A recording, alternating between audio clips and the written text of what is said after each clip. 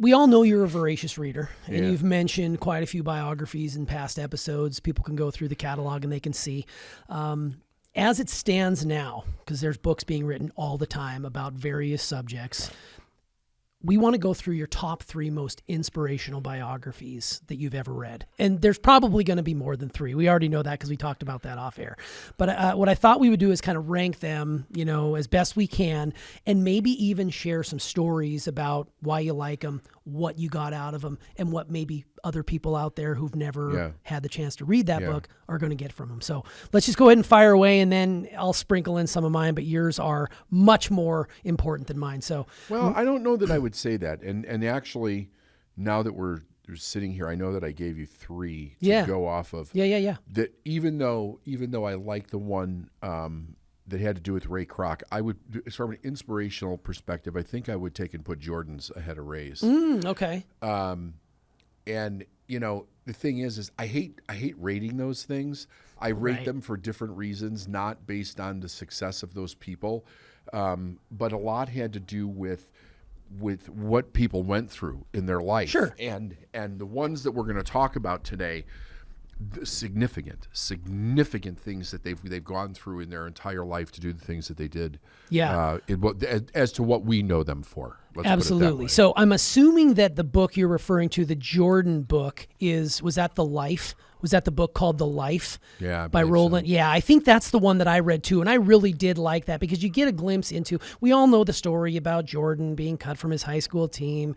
Well, it starts in his grandparents on the river, in the Carolinas, right? And it was a hard life. It was a hard upbringing. Yeah. But you like that one, and the book you said originally was the Ray Kroc autobiography called Grinding It Out, which I've listed as 3rd. Yeah, but, absolutely. Well, Let's go there. Let's talk about Jordan for a minute. So you put Jordan in there. What is it about Jordan? I mean, being a Chicago guy, we clearly know there was some connection there. But what was it about his life that you started to take note of?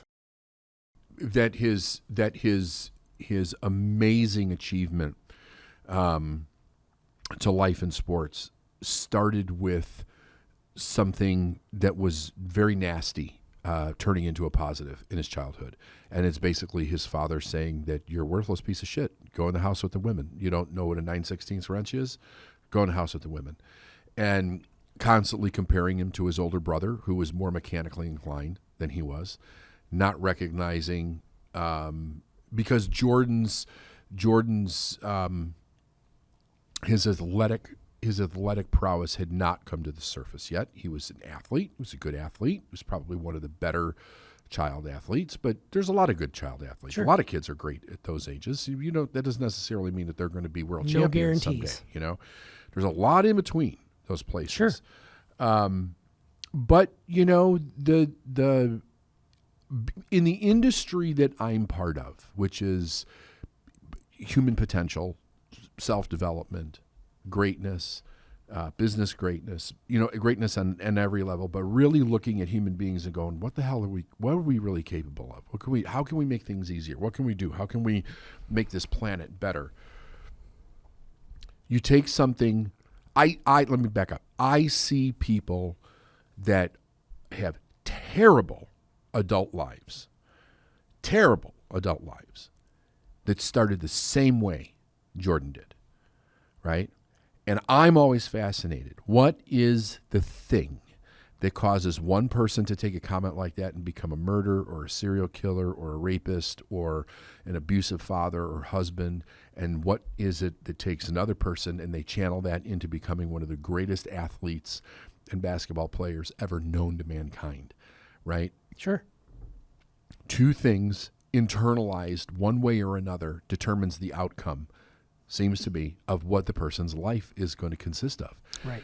And the people that we're going to talk about today, every one of them has got the same damn thing. I mean, even Ray Kroc, Ray Kroc. And the thing about Ray, the thing about both Ray and about Lincoln, Abraham Lincoln, was that success didn't come till later in life. It was an arduous, continuous battle for them, overcoming themselves in order to get to that point. You know, I mean, if you look at Lincoln, he suffered from depression and like all different kinds of psychiatric issues and failure after failure after failure after failure. And people didn't like him. And he was weird looking dude. You know, he was tall and lanky and bony and he changed the world. I mean, he set the slaves free. I mean, the Emancipation Proclamation changed everything, you know. I'm fascinated by those things. Patton.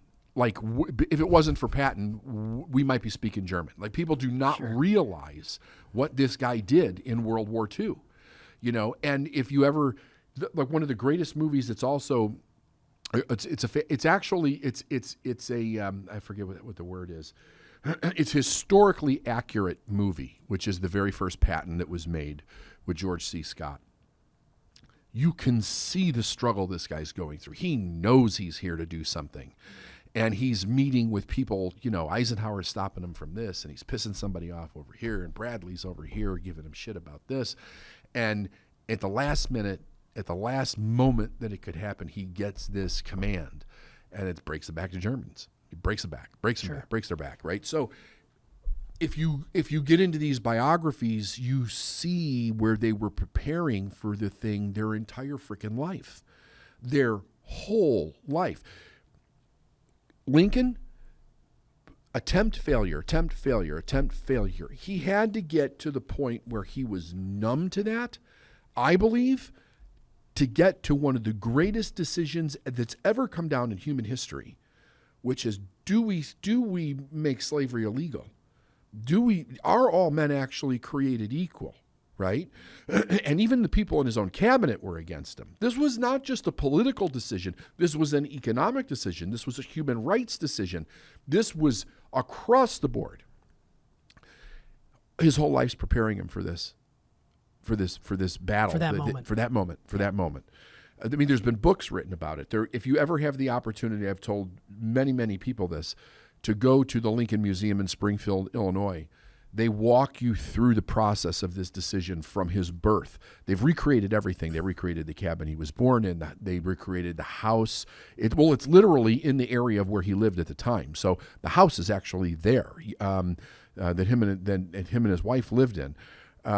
They take you through all of the political documentation and the rhetoric of that day.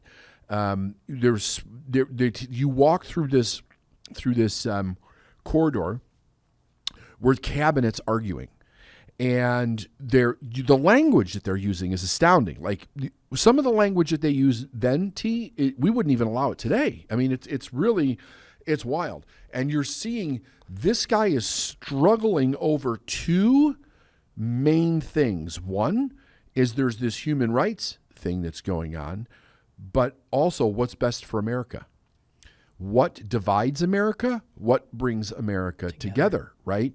And a lot of people don't like to talk about that part of his decision because it was the major part of his decision, right? He was trying to follow what the Constitution and the Bill of Rights and everything was leading up to as far as this great experiment of a country that we had. What is the best thing to do here? I don't know what's the best thing to do here, and I've got all these different considerations to make. With Patton, there's this weird thing that goes throughout the theme of that book. All of his life, he was being prepared for this great battle. And his number one thing that he was overcoming internally was whether or not he was a coward. As a child, he didn't know. So he kept putting himself in positions that he had to be brave in order to do. Like he stood in front, most people don't know this if you've never been in the service. You have to go to a live fire range. And live fire ranges, you have to be downwind of live fire. You have to see what that actually is like. So when I went through it, you had to crawl under barbed wire in a ditch where they were firing a live 50 caliber machine gun over your head. It's right over your head. That's real. Yeah. And they had a version, they always had, as far as I know, they've always had a version of the live fire range when you're going through boot camp. It's because you have to experience it. When Patton went through it, he stood up at the end of the range in the live fire and didn't get shot. Wow. And he did it because he had to know what it was like. He wasn't good enough to be downrange of it. he had to be standing up to see, did he have the courage? Fully at risk. Fully at risk. Did he have the courage to do this if it was needed? Because he didn't know if he had the courage. There was something in him that says, no, you're a coward, you're a coward, you're a coward. And his whole life, he worked on overcoming this. I mean, it is through the entire freaking biography.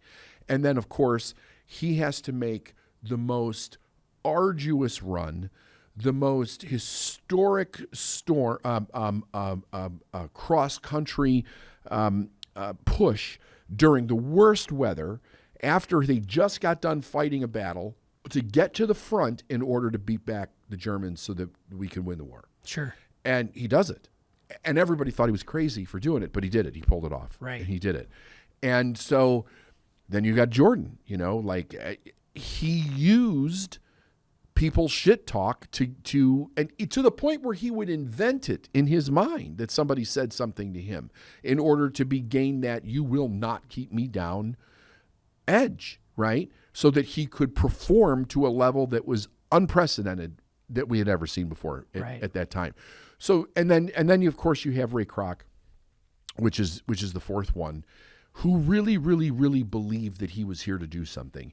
He didn't have any real evidence that was accurate, but he believed that it was. There was something in him that he believed in, and it took till he was in his early 50s, but then he came across the idea of McDonald's, and he did with it what he did with it. Right? He changed the world with what he did with it, good for good or bad, whatever. Right. But he changed the world. Totally. I mean, look, is the food great? No, the food's not great. Is the food healthy? No, it's not healthy. But has it done a lot of good for people? Yeah, it's done a lot of good for. It provides infrastructure. I mean, let's be honest. It was one of the first jobs I had. I mean, it taught me a tremendous amount about working on a team. It was fun. It kept me out of the streets.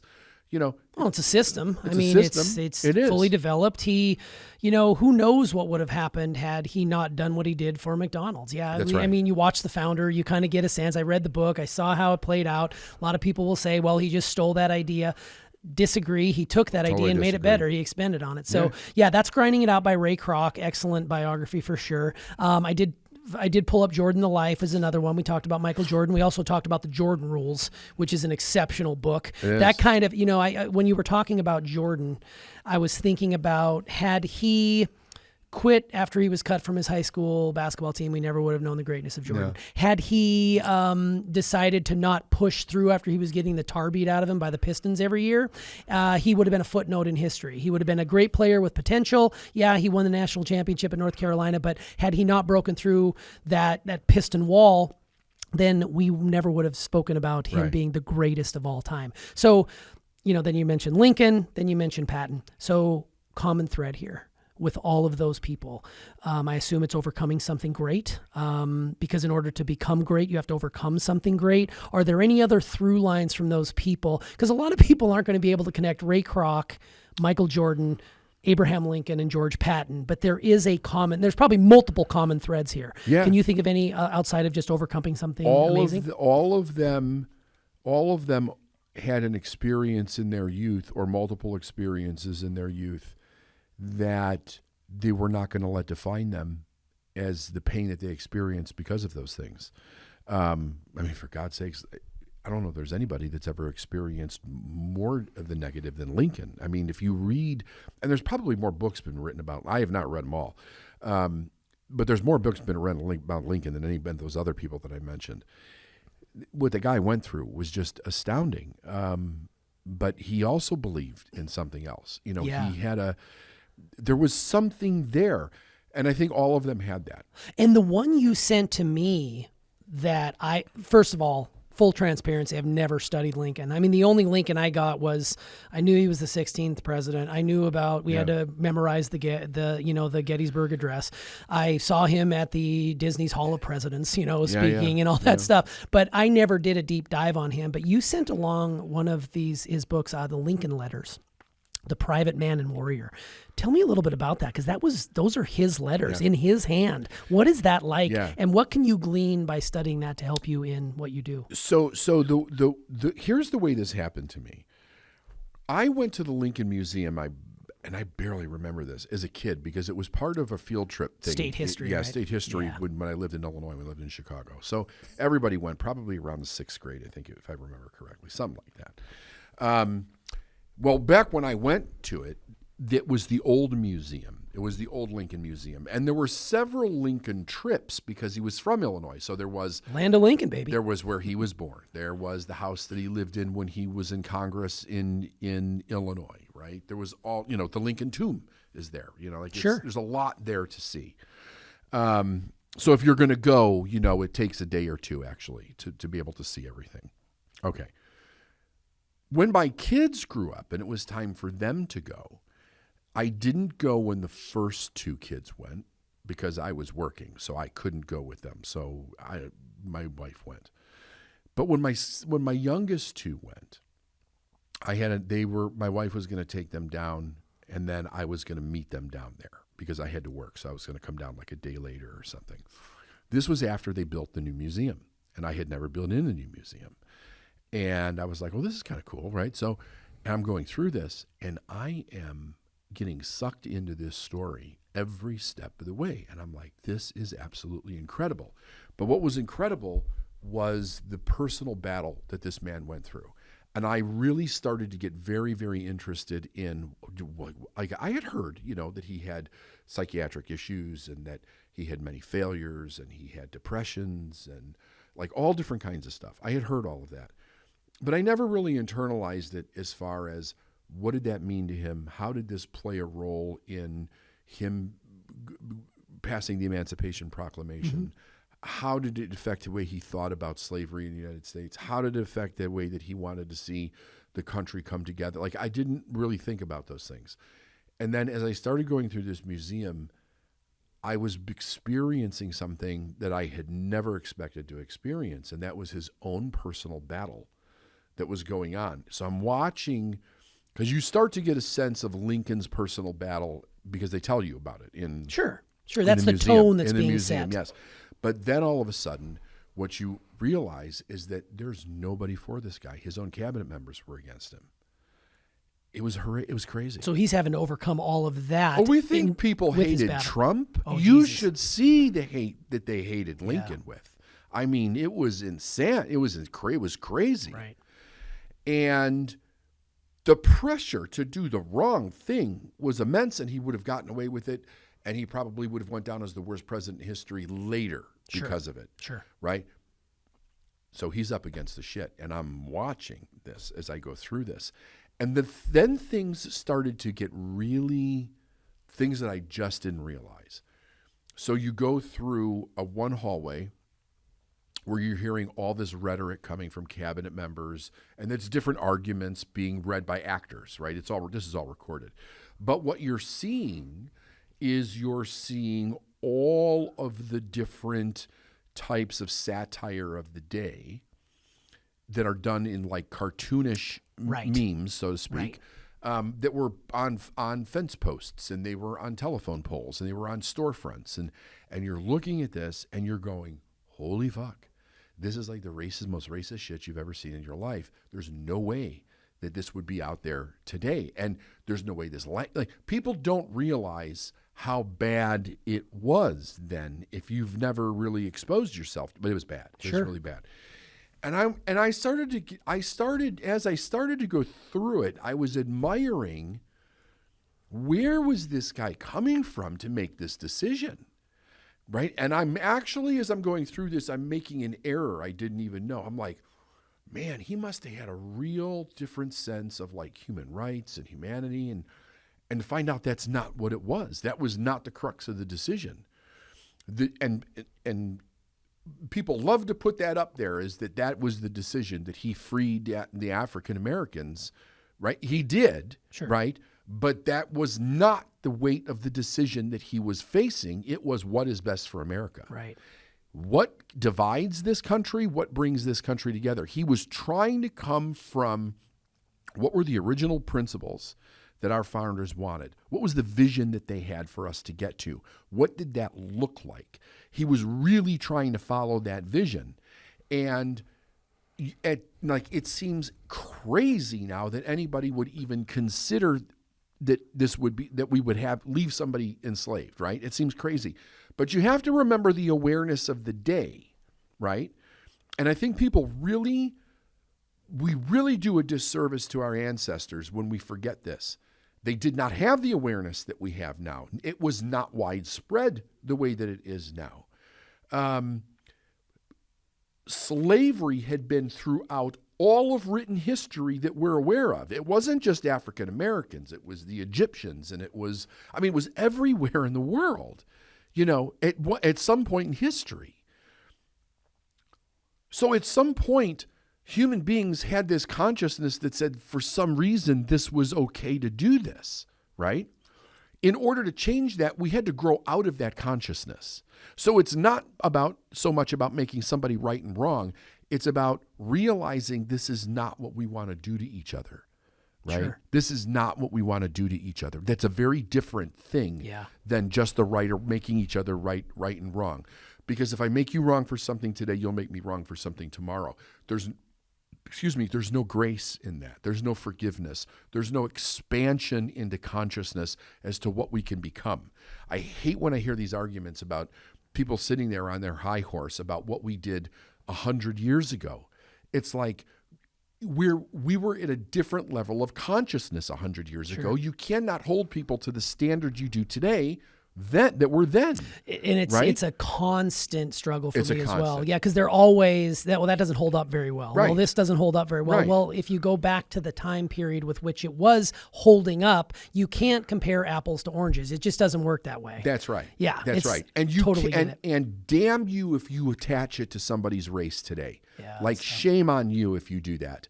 That is not fair to anybody, right? Sure. We have no control over what our ancestors did, and we are the better part of coming out of what those people did in consciousness, right? Yeah, we're aware. So anyway, the vision that the founding fathers had for this country was that it was a vision to get to. It was a place to reach. They knew we weren't there yet. They were trying to set up, how do we get people there? Over a period of time. What are the things that we establish now for them to follow to get there? And that's what Lincoln was trying to decipher. He was trying to figure out, how do I do my part to get people to this place, right? What is, based on this Constitution, what is the right thing to do with this? Is it to free slavery? Is it to keep slavery? Is it to keep the country divided? What is the thing to do? And he realized that the only way to bring people together was to level the playing field and allow people to come into the consciousness of what was right to begin with, which was the most unpopular decision that he made at the time. Man. Right? And that is what impressed me the most. I cannot imagine what it was like for him to have to go through the process of making that decision. You get that wrong. What's that? If you get that wrong, you get that wrong as a Hitler. You go down as a Hitler. Exactly. Hitler, 100%. Like people's consciousness around Hitler is never going to change. Hitler was Hitler, right? Yeah. This way, Mao, Stalin, it's never going to change. It's all in right. That will hold up for forever. Yeah. Lincoln would have been one of those people hadn't he done that. Sure. But he wasn't even considering how's history going to view me. He's like, what were these founders trying to get at? What was that vision? And I think today we don't have anybody in our fucking office in government going, how do we get to the vision that these people had? Yeah. Yeah. Because we're going backwards. Right? We're not looking at it. We have people today that are actually saying that these people were racist and they did this and they did this. No, they had a vision to get humanity out of it, you idiot. Yeah. Racism and slavery and the abuse of human rights has been a human story. It's been a human story. It's an all human story. How do we get out of it? These people had a vision to get us out. And that's what Lincoln saw. And that's really the magic of what this guy did to try to get people to raise a level of consciousness to be able to come together. you can sit down and you can pick apart every damn person in history and talk about all the things that they did wrong. But you better start with yourself. Yeah. Because, you have to, everybody was trying the best that they could to get to some level. Once power started taking over and it became a power trip, then it was like, it's a different the story. Constitution's just kind of like a talking point. We're going to do whatever it is that we want. And that's what we got going on today. And it's really sad. Yeah. So the Lincoln letters, definitely want people to check that out. And I'm going to link to all these in the show notes below. So I just wanted to read them off because we are going off on Lincoln here. Another biography you sent along to me beforehand, President Lincoln, The Duty of a Statesman. Yeah. It's another one to check out. Mr. Lincoln, The Life of Abraham Lincoln by Alan Guelzo. I mean, there are books upon books upon books about this guy. So you'll be able to read that. Also, the George Patton book, War as I Knew It. Yeah. There's a book on Lincoln on leadership that's fantastic. I didn't put that in there, but it's a very good book. Yeah, absolutely. And that was another thing that as I was thinking, because I'm trying to find the common thread with which all of these guys exist, and leadership was another one. Yeah. Jordan was a leader, Yeah. much to the chagrin of a lot of his. They were all leaders. Yeah.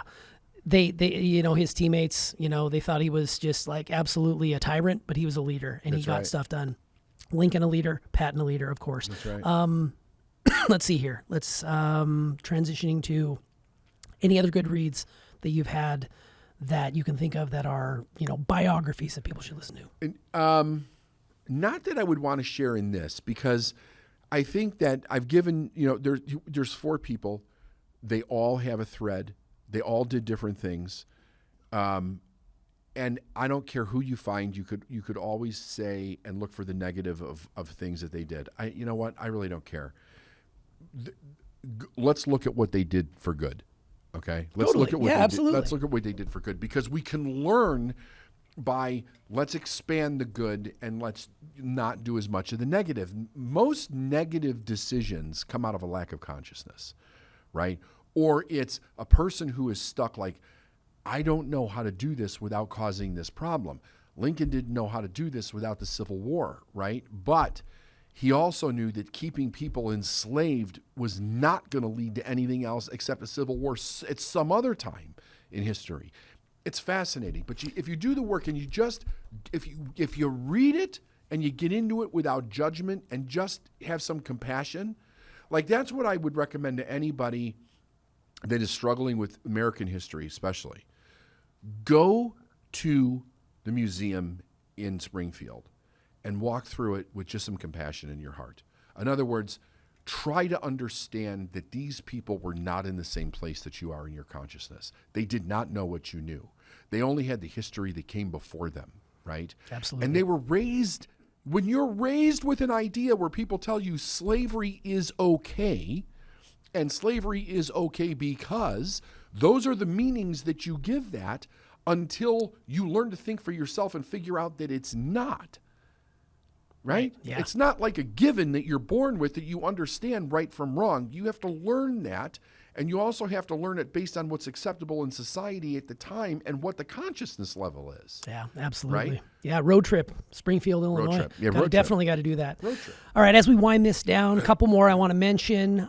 Don't probably have a lot of time to talk about those, but you did send along the birth, That Will Never Work, The Birth of Netflix. Yeah. That story is a really good one if you get a chance to read about that, by Mark Randolph.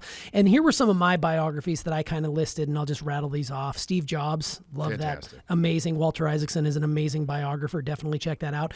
Shoe Dog by Phil Knight, which is the Nike story, which is, that's Love an that amazing. And then more recently, just last year, I fell in love with Green Lights by Matthew McConaughey. There was just something about the way he wrote it. He's such an eclectic, sort of eccentric thinker. It was just kind of it was cool to see him put that into, put it into book form. Yeah. And then I wish he'd have varied his talking points on all the podcasts. Oh my God, yes, I know. Like It was reading for his script. When he was on there the whole time, my feed was dominated by McConaughey. It was a McConaissance for sure. And then you got me hooked on music biographies.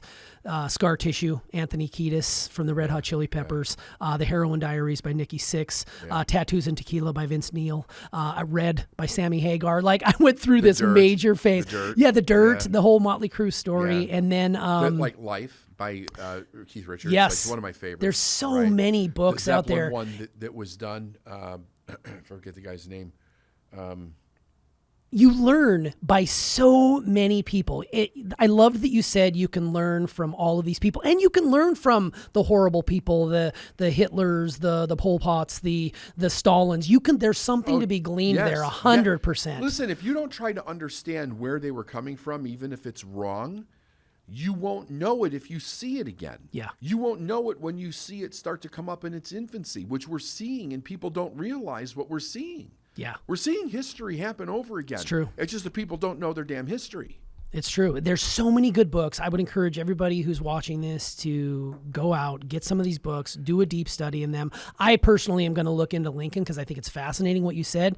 Patton, of course, I've done a little bit of some study on him, but I mean, the leadership, the vision, the fact that they overcame something huge. I mean, there's something to be learned from every single person that you read about.